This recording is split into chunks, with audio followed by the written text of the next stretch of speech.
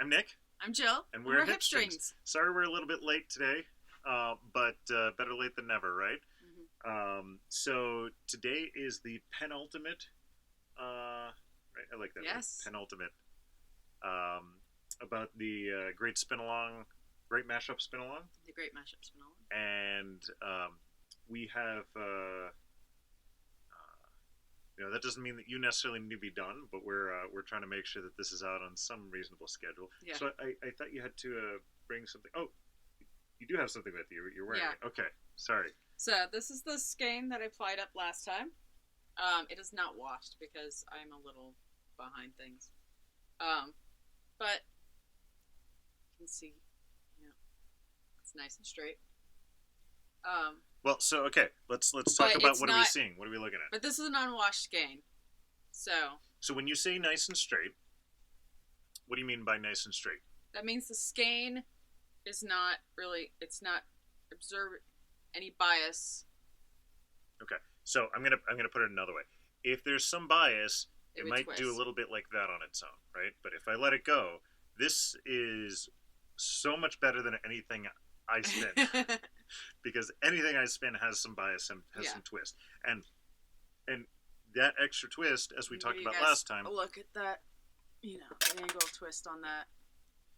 So, if the skein itself has that extra twist, as we talked about last time, that is indication that you have either overspun or underspun the ply. Yeah, but I find that a certain amount, up to like, quarter turn or even a half turn, can be remedied when you wash it. Yeah. Especially if you've let your singles rest on the bobbins for a while. Mm. Because then the twist isn't active in both the singles and the ply. So don't judge it until you've washed it. So wait a minute. Before you start judging it before you washed it now. So let's talk about a couple of other things that I've noticed as you're hanging it up. So go ahead and hang it again. You've got a couple of these things that are sort of hanging out, and they look a little bit kinky. Lift it up a little bit higher, if you could, please. So like at the bottom, at the bottom there's some kinkiness going on, and that's okay, right? That's okay. That's gonna work out with finishing. Right. And I think the other thing that when I was first doing any sort of, creating a skein, the thing that intimidated me was these wonderful little ties. Yeah. Right? So I have the two ends, and I do a figure eight. So those are those, and then opposite of those, I have a piece of yarn in a figure eight. And you want this fairly loose, so that the yarn can kind of expand in it. And if you have any issues with tangling, or if a good 4 figure eights is good. I like to live on the wild side, so at least just 3. At least 3. 2 is the bare minimum, but you get some tangling then. 3 is definitely a good set. Yeah. And 4, you'll be nice and solid. Yeah. And I do want to call attention. We do have some comments already. So Angela is saying that she has 1.5 bobbin of singles. I think that's awesome. Mm-hmm. Again, this is not a race. Jill is doing this like it's her job because it is. Yeah. So do not expect to keep up. Some of you who are in quarantine, maybe you can keep up because I don't know if there's anything else to do. But anyways, Kathleen is commenting that it's not carving at the bottom, which is good, right? Mm-hmm. And then Judy has almost 3 ounces spun, which is great too, right? All right, so now I'll let you get back on track to what you wanted to talk about. So now, shameless self-promotion. This is our spinner's control card. It lists various yarn weights, fingering sport, DK, worsted, and bulky. The line underneath the name is the thickness that matches the that yarn. But yarn weights do have variation. They aren't just a single wraps per inch. So we also include kind of a range. And if you look, there is actually some overlap in this with like DK and worsted. And you'll find that in commercial mill spun too. So Jill, What's the difference between that card and this card? So this is it. This tells you the yarn weight. This is more. It has more options. So this is better for spinning singles. What Nick's holding. And this is good for figuring out what yarn you have. The finished yarn and all that stuff. Yes. Hey Jill, what's the difference with this one?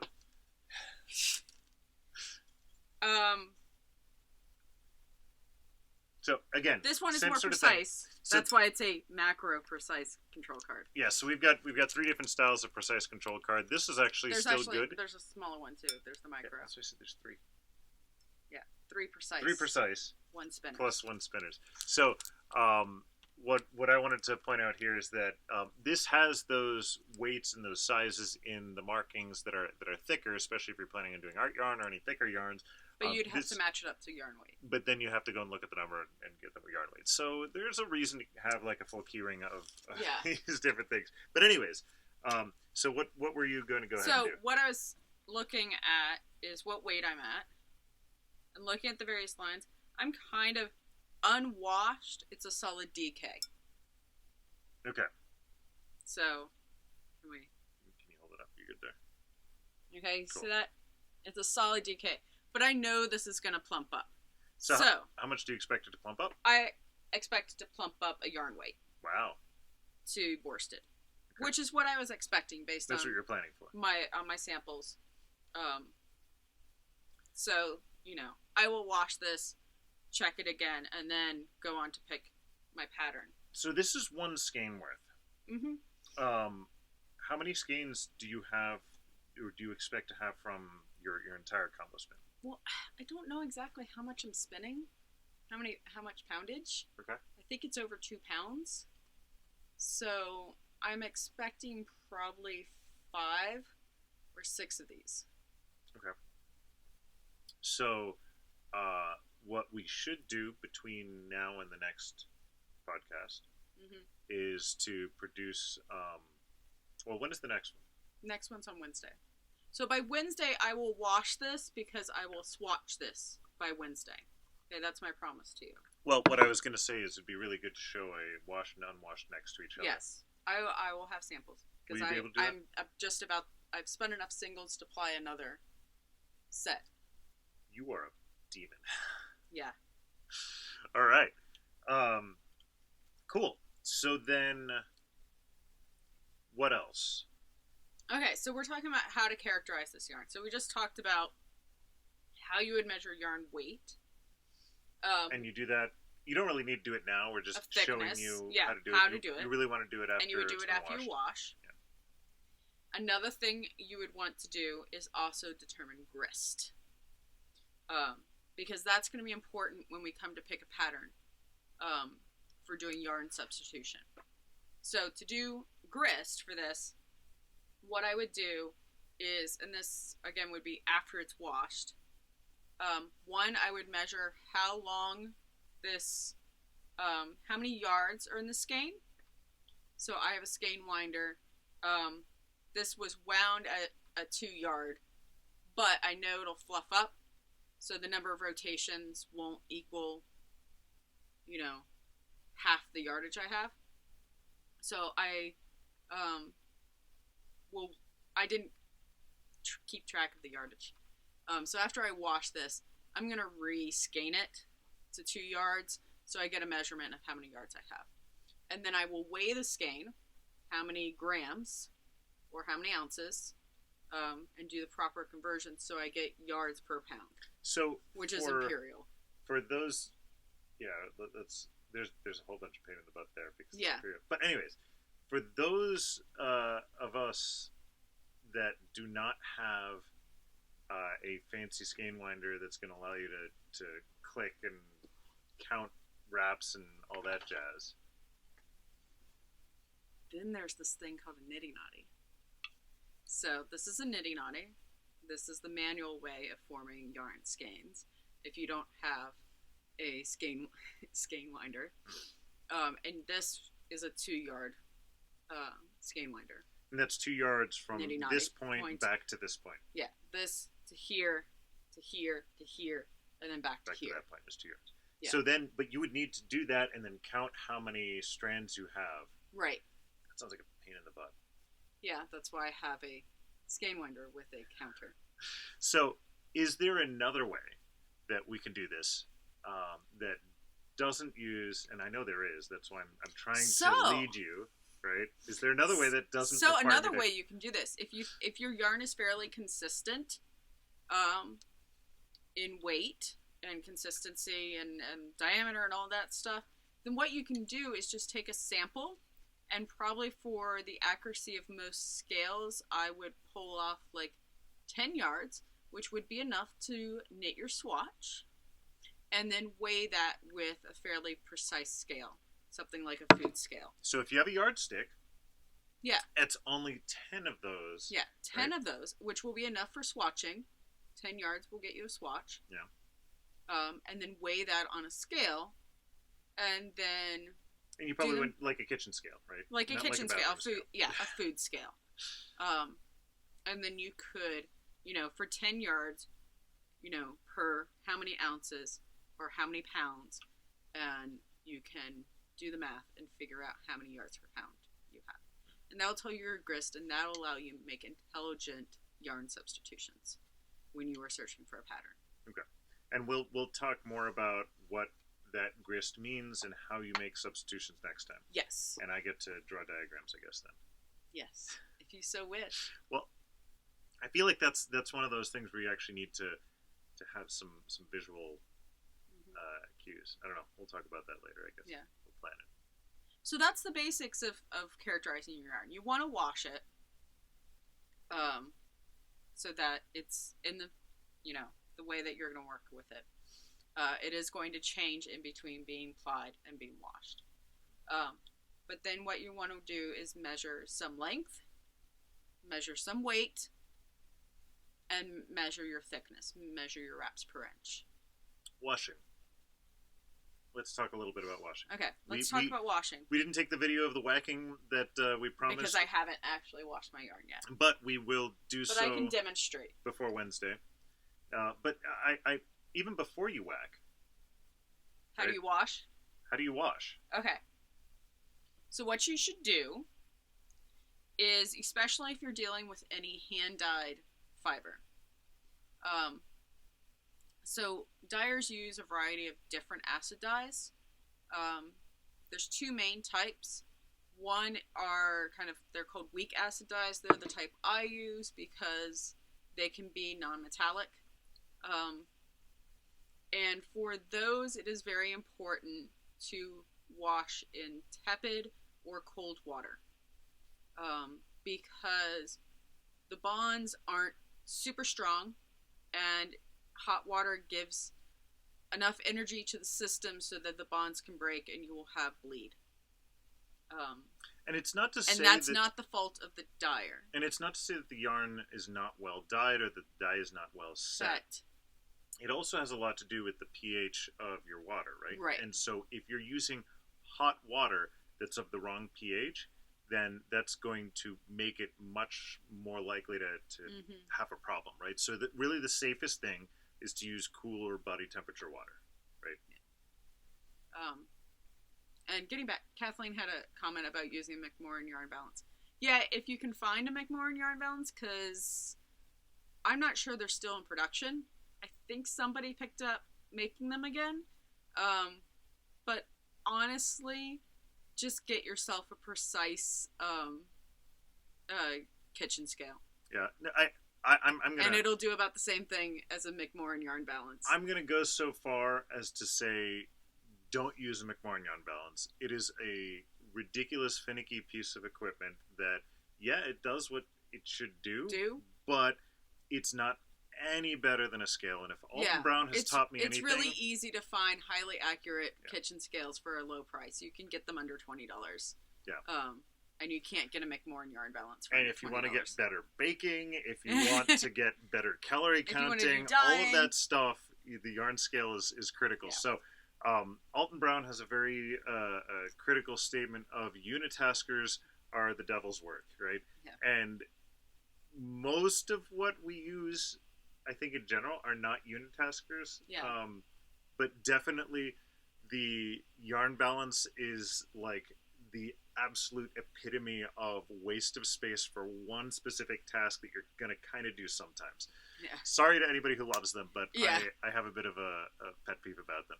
Yeah. Yeah, so... Yeah, we've been asked to make them, and we looked into it, and we're like, why wouldn't you just buy a digital food scale? Quite honestly, I started pricing out how much the little scales cost, the components for those scales to actually make. So, I mean, you could do something ridiculous like have it send it to your phone and automatically upload it to Ravelry and do the calculations on your own or through an app or something. Yeah. But really, okay, so here's a crazy thing. If you go and you look up a spice scale, right, on Amazon, which not really for spices. I'll just leave that there. Spice scales are fantastic for weighing out your dyes. Yeah, I have one for dyeing. And they have an incredible bit of accuracy that you could actually go with the couple of inches that you use from a McMorran scale or any of those balances. Put that couple of inches on this little tiny scale and you'll get a very accurate result. That's all you need. You don't need this crazy automatic balance numbering. No, don't worry about it. Make your life easy. Get a tiny little scale you can stick in your pocket. You could even carry it around with you, right? Yeah. All right. Okay, rant over. Rant over. Back to washing yarn. Another soapbox. So you were saying there's two types of dyes. Okay, right? So that's weak acid dyes. So then there are, I'm trying to get my words right. There's pre-metallized acid dyes. These are like Saberset, Lanicet, and what has is the dye is fixed to a chrome molecule, which makes it adhere better and it forms a stronger bond with the fiber. And so those dyes can withstand hot water. I don't use them because chrome is an environmental pollutant. Yeah. Basically, that's it. Well, also and got sensitivity. I have heavy metal allergies, and chrome would affect that. So, since this is a fairly short podcast topic-wise, I'm gonna take a step back and just do the short version of our story. That part of the whole reason this whole HipStrings thing started is because Jill liked yarn that looks like this, right? But every time she went and touched something that was commercially made, it made her hands itch. And it wasn't the allergy to it's not the fiber lanolin or the fiber. It was actually the dyes, because natural stuff that wasn't dyed was perfectly fine for her. So that's part of the reason that we use these special dyes that are heavy metal free, because otherwise Jill would be breaking out and unable to breathe and all around not happy. So I would actually encourage all of you that if you're having some of these difficulties with some dyed yarns, try out ones that you know the source of the dye is heavy metal free, right? Because you will have a much better time with it. Yeah. So I use the weak acid dyes. All it means is that you need to wash things in cold or tepid water, and you don't leave them in the water for very long. You don't want to soak for more than 10 or 15 minutes. Always use a good wool wash. People have been doing experiments on wool wash and dye bleed. And the truth really is, if you put stuff in hot and let it sit there for a while, it is likely to have some bleed, no matter how well the fiber is set, or the dye is set.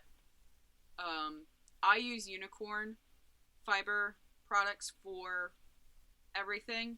For the wool wash? For wool wash, for scouring, for conditioning. And I use their unscented ones. And I generally do not have problems with dye bleed as long as I keep it cold. So that's the thing. It's generally,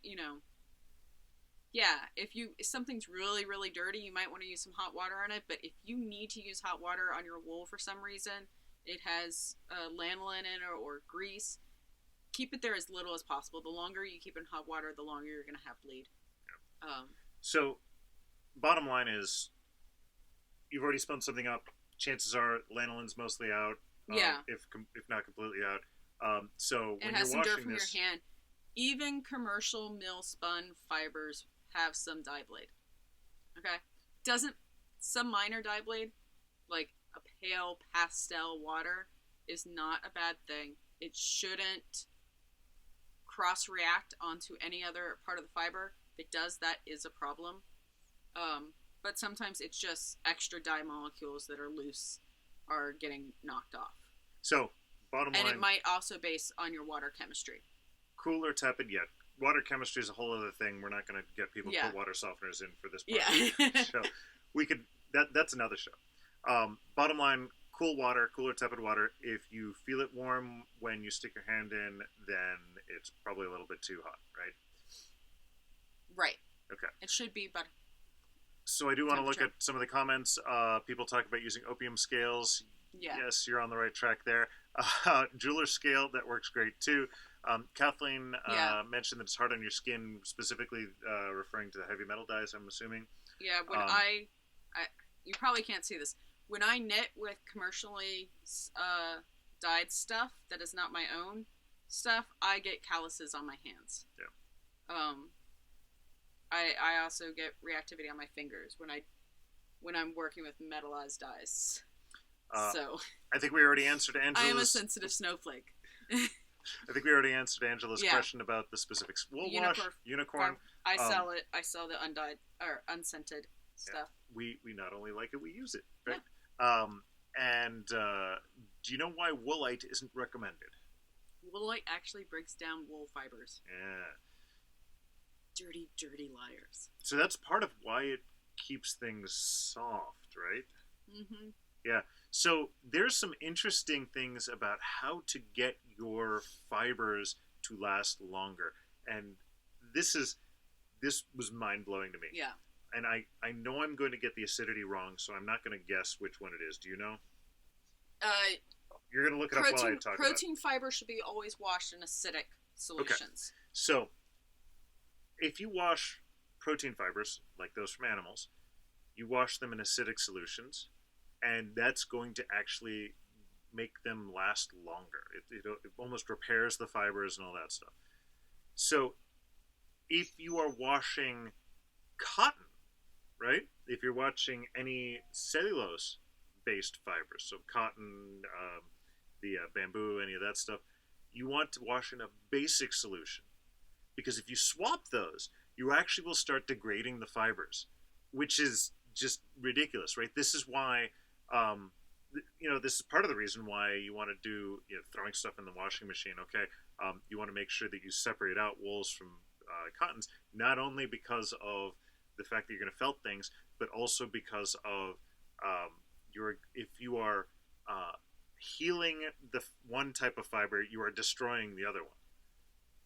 So, and I learned this the hard way by somebody bringing into my studio something they washed from a luxury fiber of mine. They used baby shampoo, thinking it would be nice and gentle. Well, baby shampoo is alkaline. Basic. It's basic. Yeah. I'm just using additional words. Yes. And what it does is it raises up the scales in your yarn. And this was a non-superwash yarn. And this yarn had lost all of its softness from being washed in the baby shampoo. Oh, I'm sorry. Sure. Like at that point, it almost would felt just when you look at it. Yeah. So, for those of you that don't know, yarn is not like a smooth tube in the individual fiber. It's like your hair. So it has these scales. And what Jill's talking about, that the scales were starting to stick up, and that doesn't look like it would feel very nice, right? So you've got that's how felting happens, incidentally, that the scales start locking together and then they can't come apart. So all of these things coming together. So somebody asked, what's Dawn? Dawn is original blue Dawn. Yeah. You can't have any of the extra stuff in it. So that's actually dish detergent. And that is that good for washing fiber? Yes. But you have to do extra rinses. Yeah, and it's again, but it is original rougher. Blue Dawn. Yes. The stuff where they have the picture, we've got a bottle over there, where they've got the picture of the poor penguins that are covered in no oil, extra stuff. Right? Not all the stuff that's extra softness for your hands or tough on grease or anything. No, just the original Blue Dawn. But I would add some acid to it. It is a little bit basic. It's 7.4 is the pH for it. And Kathleen says she uses mane and tail for wool, also for her hair. I haven't heard of mane and tail. Mane and tail it's for horse. It's a horse shampoo. So yeah, I have heard that horse, like livestock related stuff, will work. So what about shampoo? You said baby shampoo is no good, but what about like your Head and Shoulders? Please invest in some good wool wash. You don't use that much, and you don't have to wash woolens as much as you do normal clothes.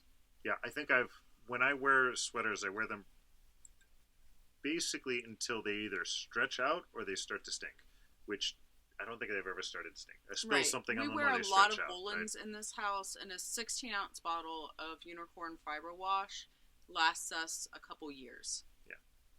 So it's all about using the right tools, right? Maybe you can use the unicorn for your hair. I haven't tried that, but I wouldn't recommend it. Yeah. I would say it's definitely there are wool wash is specifically designed for wool, right? Again, you wouldn't want to use it on your cottons, right? Yeah. But get something that will work right for it. So somebody was asking you, will hard water affect your yarn in a bad way? I think we have slightly hard water where we are. It will affect dyeing. I will tell you that. Because part of the reason why I moved all my dyeing over to my studio is the property that my studio is at, my commercial space, has its own water treatment because it used to be a factory. And the water there is better for dyeing. It's more reliable than our city water here. So, but it doesn't necessarily mean that it's bad. It's not going to have. No, it's not bad. I dyed for years here. Yeah. It just made it a little bit more unreliable. Different. Right? It's different. So as it comes to washing, though, hard water's not really going to be bad. Right? No, it can cause some slight dye bleed, but that depends also on the chemistry of the water that the dyer used. And sometimes when there's a significant change from like hard to soft or soft to hard, that can trigger a dye bleed in the first wash. So dye bleed what's acceptable is something that you can see through. If you can see through the amount of dye bleed that's in your wash water the first time you're using a fiber, that's okay. When you can't see through it, when it becomes opaque, that is dye, like, that is unset dye, and that is bad. So, I know this is not liquid, but, right, so, like, you can see through this, right? If this was a dark gray yarn and your water came out like this, that's not bad, right? Yeah? Yeah. So, Angela, so, to answer your question about the hard water, it's not necessarily going to affect your yarn in a bad way. It's just maybe a different way. She also said that she has a 16-ounce of unicorn fiber wash and has lasted forever. Presumably, some other wool washes will do the same. I haven't had any experience with the other ones, so I can't speak to them. Austin's water is very hard and smells like a pool. Yeah, Ooh. The wonderful chlorinated water of the South. Yeah. Chlorine is especially hard on fiber reactive dyes, so cellulose. It will cause fading in fiber reactive dyes, but it won't cause fading in acid dyes. So if you, so acid dyes are for like what you're proteins, using, right? So for wool. For wools. So you got to remember that not everybody is the same lingua as you, right? So fiber reactive dyes are typically what's used for cotton. Acid dyes are what's used for wool, right? Yeah. So that's the situation that, again, you shouldn't have too much of an issue. But if you're worried about it, you could always get either like a distilled water, like a jug of distilled water, or let your water sit for a while. Or let your water. Yeah, that's the other thing, which is weird.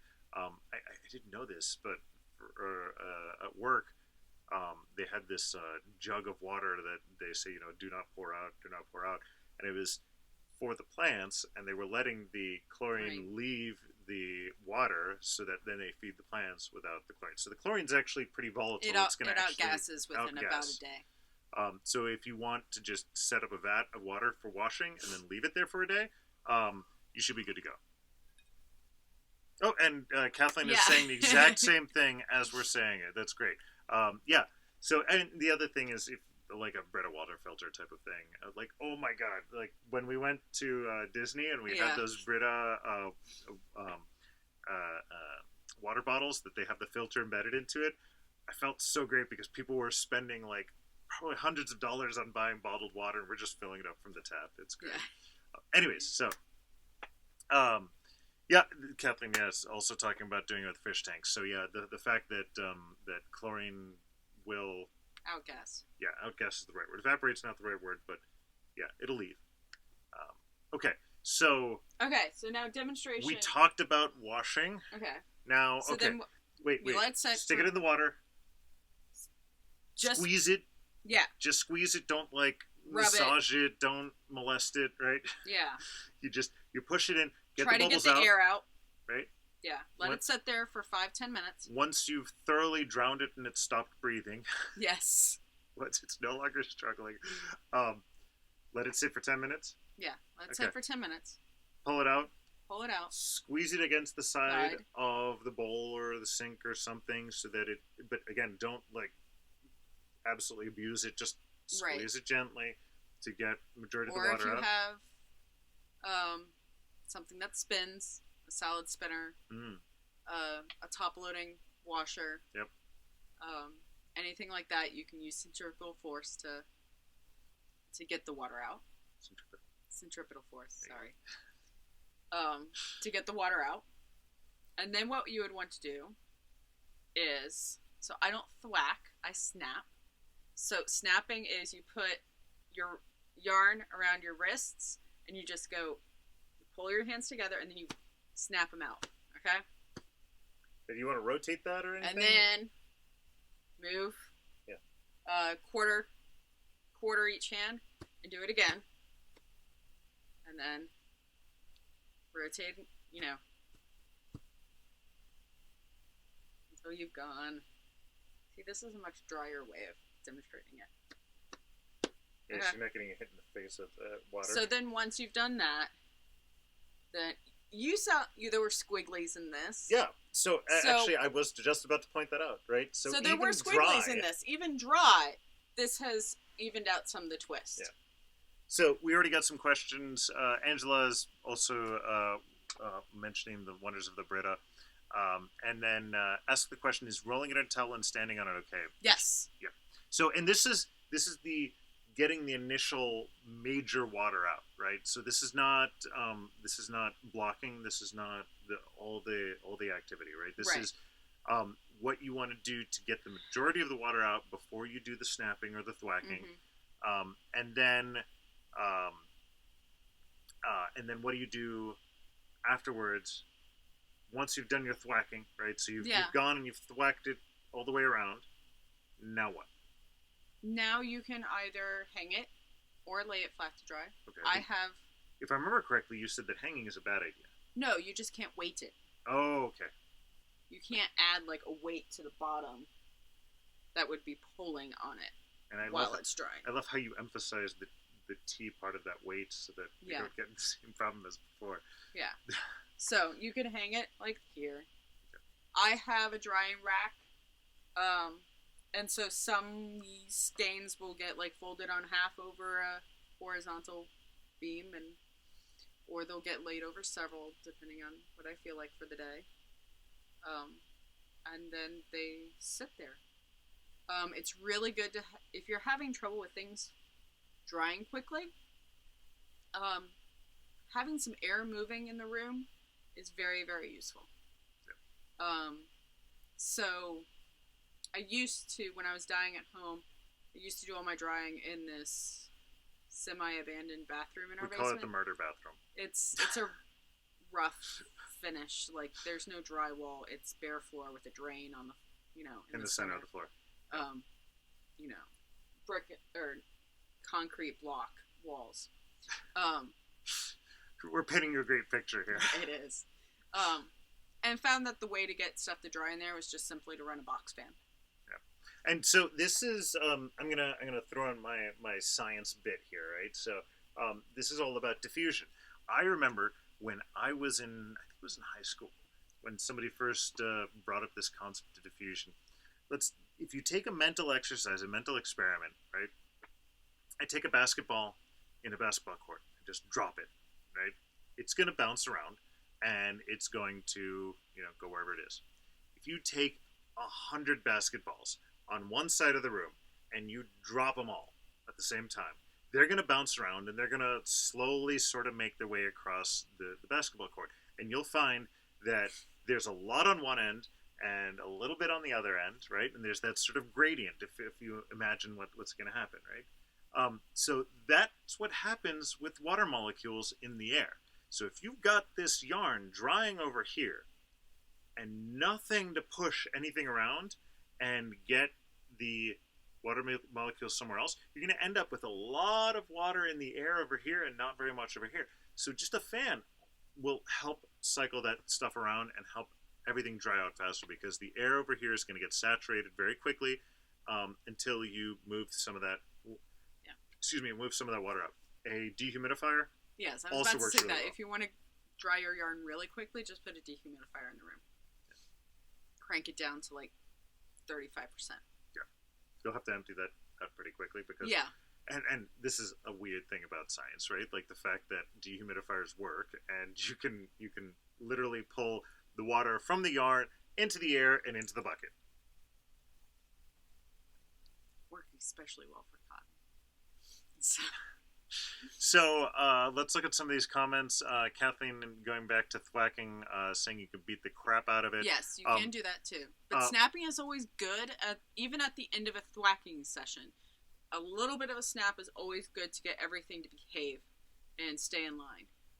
Then when you come back to your yarn and you want to like twist it up and make it into a pretty, hank to store, or even getting it ready to put on a swift to wind it into a cake. The snapping makes sure everything lines up and you're less likely to have tangles in the skein that make it difficult to wind into a cake. So, I also worry about the beating the crap out of it philosophy because you're going to get a little bit of felting, right? So, well, it depends what you're wanting from your yarn. So right. If you have like a woolen yarn and you want it to wear better, doing something like fulling the yarn, which would involve like heat shocking it, moving it from hot to cold a couple times, and then beating the crap out of it, will slightly full it so it holds together a little bit more and it gains some strength. So that is desirable at some times. And thwacking is more likely to slightly full your yarn by causing mechanical friction. So why do you use the term full instead of felt?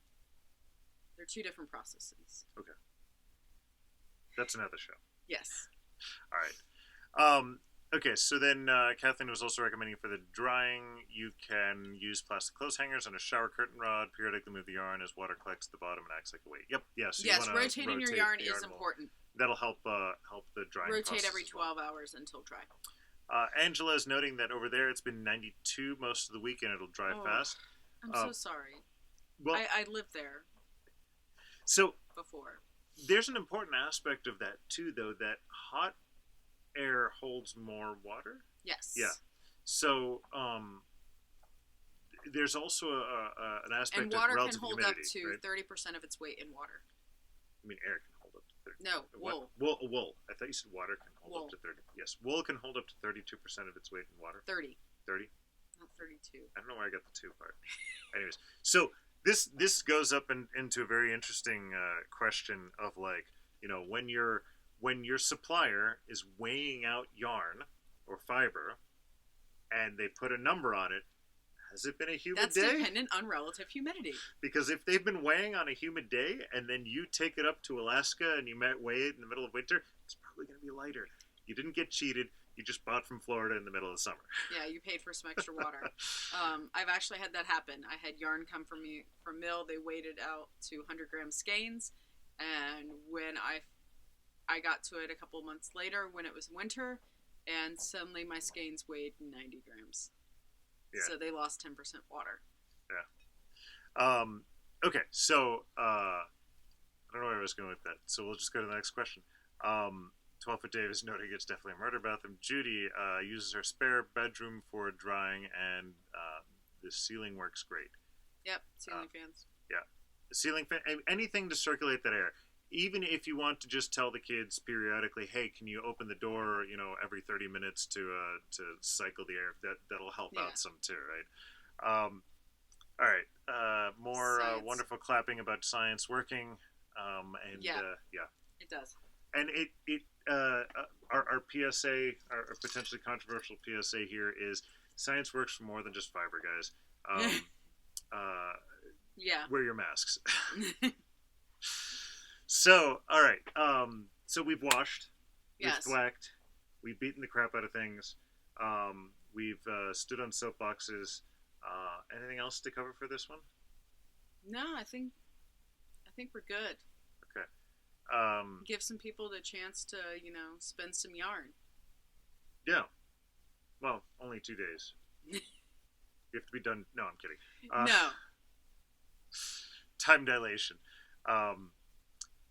Yeah. So I think that's a good covering. I mean, again, we talked for 40 minutes on washing your yard. You can tell we're kind of geeks about this stuff, right? Yeah. Yeah. All right. So just to address the other comments,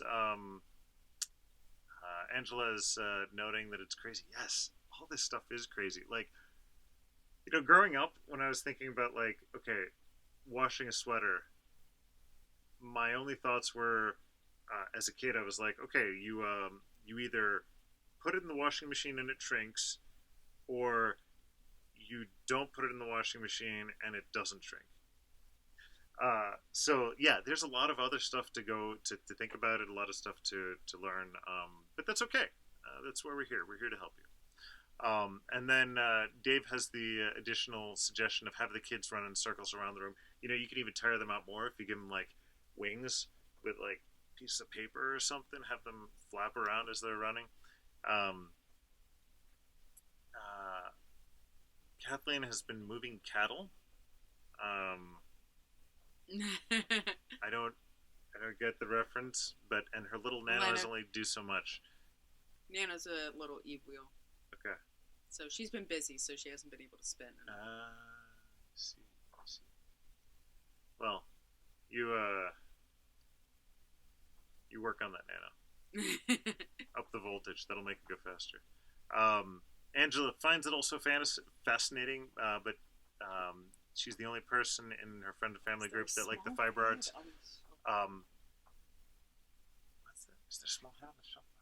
There's no small heads. Oh, I thought Spike was back there. One point in time.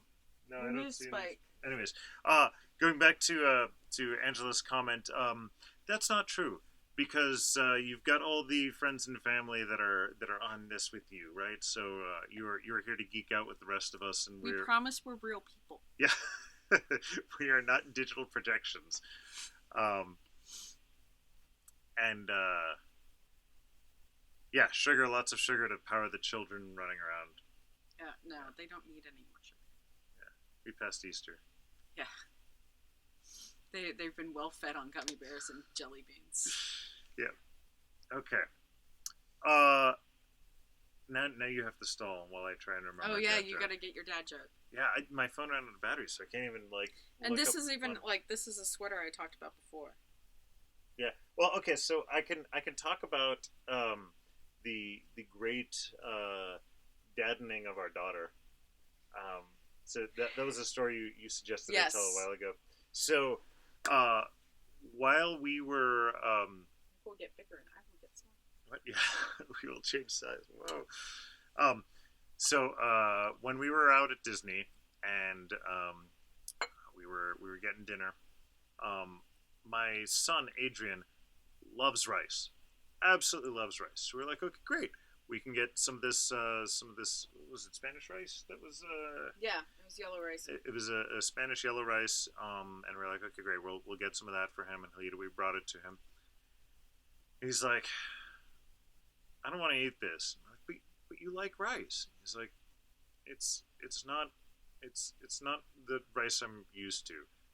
I don't want to try it. And my daughter, without missing a beat, says, "You don't have to be so racist." So yeah, I'm teaching her very well to be a good dad. Embrace rice of all colors. All right. So with that, let's see. Kathleen notes that she doesn't know about me, but she's met Jill in real life, and she's very real. I sometimes. Do see. Do you see Spike?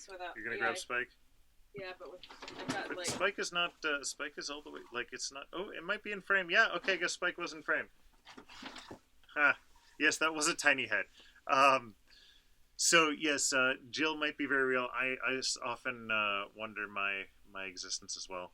That is Spike from Buffy the Vampire Slayer. If those of you are not familiar, we should put the puppet out next time. Oh yeah, Puppet Angel.